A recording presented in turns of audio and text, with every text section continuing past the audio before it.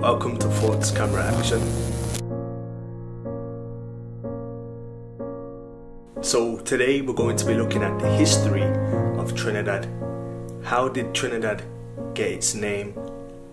And also what life was like during colonialism on the island of Trinidad. And as always, provoking thought.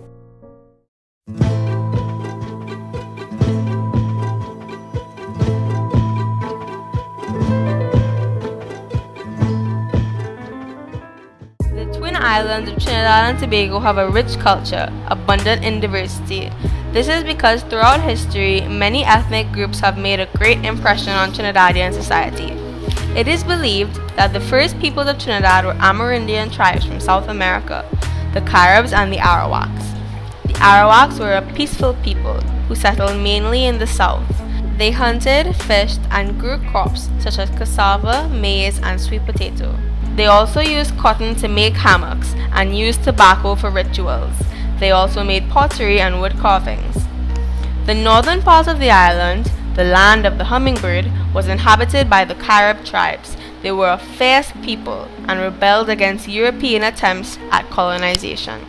July 31st, 1498, brought the explorer Christopher Columbus to the island. He named La Trinidad after the Blessed Trinity. Trinidad was now a Spanish monarchy. At that time, the Spaniards were only interested in gold and other stones. There was none of that in Trinidad, so the Spaniards essentially neglected Trinidad except for bringing war, foreign diseases, and enslavement, which decimated most of the indigenous population. In 1498, it is estimated that there were 35,000 natives. The colonial powers thought that a religious conversion might help to control the Amerindians, so the Spanish set up missions and punished those not willing to follow the faith. Almost all of the natives were murdered, taken as slaves, suffered fatal diseases, or committed suicide. It is reported that there are 300 Amerindians on the island today. In 1784, Don Jose Maria Chacon was sent to be governor, and his first task was to improve the country. He relocated the capital to Port of Spain and encouraged development in rural areas. In 1797, Spanish rule in Trinidad came to an end. A British fleet led by Admiral Sir Ralph Abercrombie sailed to Port of Spain harbour. Chacon had no means of fighting back, so he surrendered. It was then that Trinidad became a British monarchy. The British left a huge impact on the island.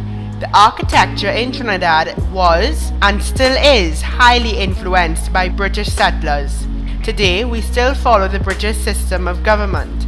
All public schools follow the British model and, for the most part, curriculum. English is the main spoken language, and the spelling of words is in British style. The end of the 18th century is when the true colonization of Trinidad began. A French planter, Romain de Saint Laurent, visited Trinidad in the 1770s. He was so impressed with the land, he advised the Spanish king to encourage French planters to settle in Trinidad. In 1783, the king accepted his proposal and granted the cedula of the population.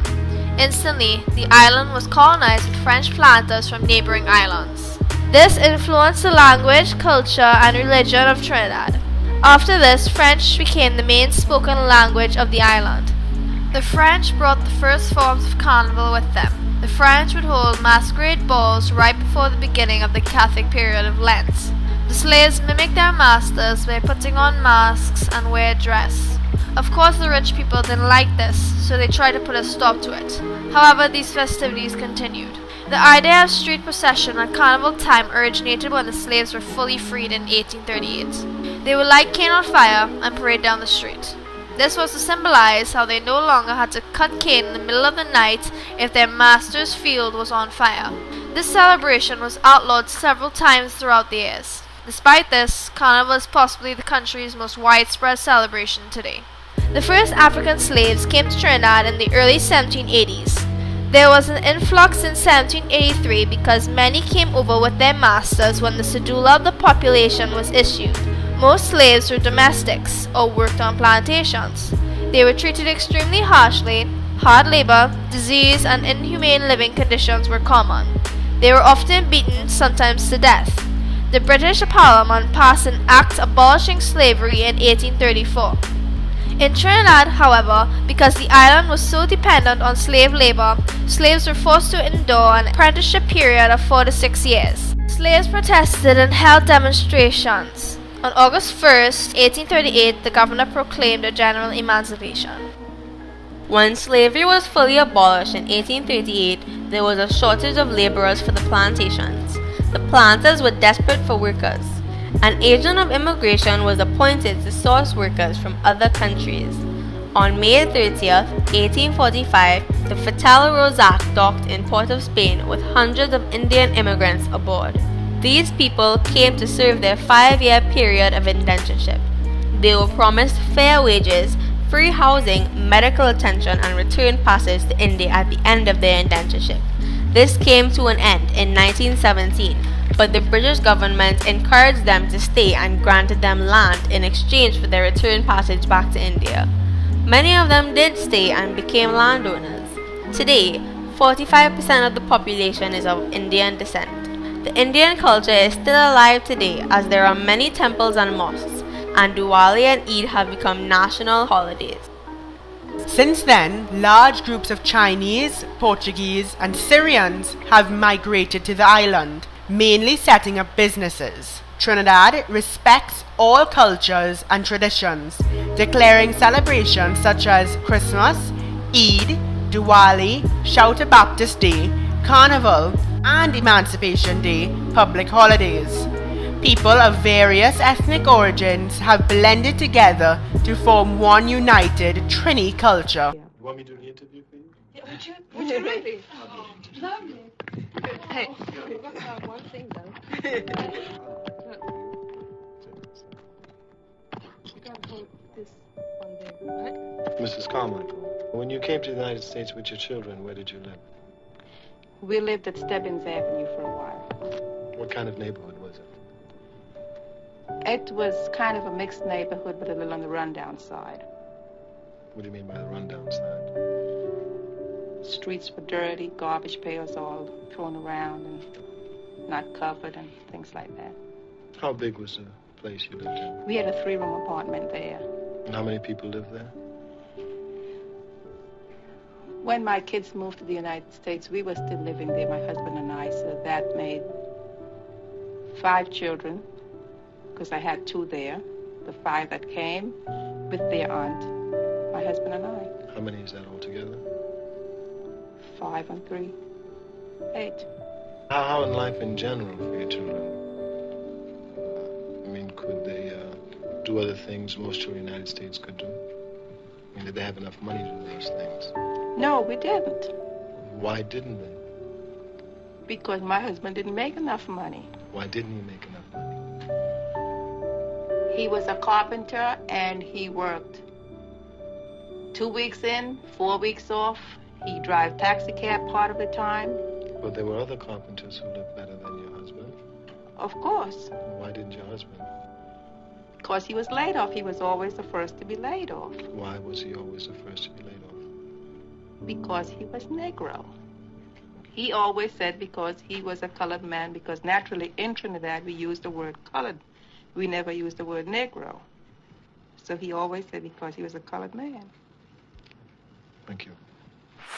What role has luck played in your success? Well, there's luck enters into everybody's life.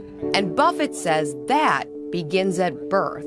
The womb from which you emerge determines your fate to an enormous degree for most of the 7 billion people in the world. Just in my own case, I was born in 1930. I had 2 sisters that have every bit the intelligence I have, every bit the drive, but they didn't have the same opportunities. Because you were a man. And I was white. But they didn't have the same opportunities. Because you were a man. And I was white. So if I'd been black, my future would have been entirely different. If I'd been a female, my life would have been entirely different.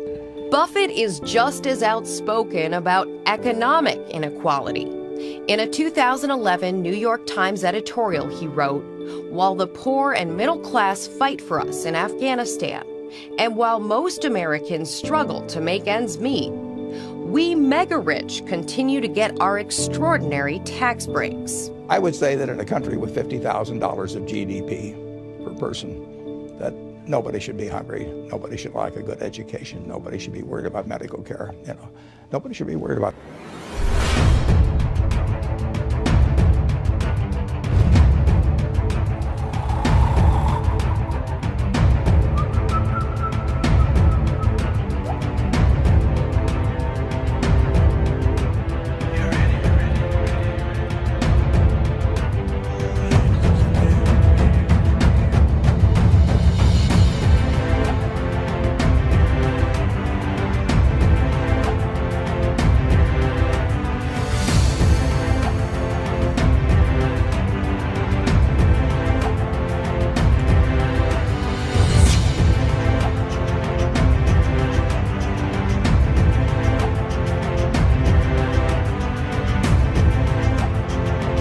Thank you for watching False Camera Action.